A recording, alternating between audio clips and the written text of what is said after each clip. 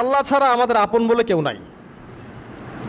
আপনি যাকেই আপন মনে করেন না কেন, আমাদের সম্পর্ক আছে বাবার সাথে, মায়ের সাথে, স্ত্রী সন্তানদের সবার সাথে, আমাদের হক আছে, অধিকার আছে, সব ঠিক আছে। বিশ্বাস করেন আল্লাহ ছাড়া আপন বলে আপনার কেউ নাই। এই যে গার্লফ্রেন্ডকে আপন মনে হয়, এরা আপন না। স্ত্রী সন্তানদেরকে খুব আপন মনে হয়, আপনার মৃত্যুর পর 40 দিন সময় লাগবে না সব ভুলে যেতে। পিতামাতা ভাই বোন সবাইকে আপন মনে হচ্ছে। পিতামাতার স্থান বাবা মার পরে, আল্লাহ রসুলের পরে, সেটা ঠিক আছে, কিন্তু আপন আল্লাহ ছাড়া তারা নন।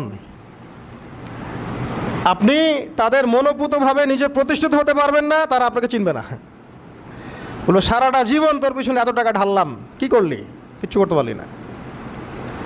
আবার এখন যারা পিতামাতা হয়েছেন, সন্তানদেরকে আপন মনে হচ্ছে, দেখবেন এই সন্তানকে আপনি আপনার মনোপুতভাবে সম্পত্তি দিতে পারবেন না,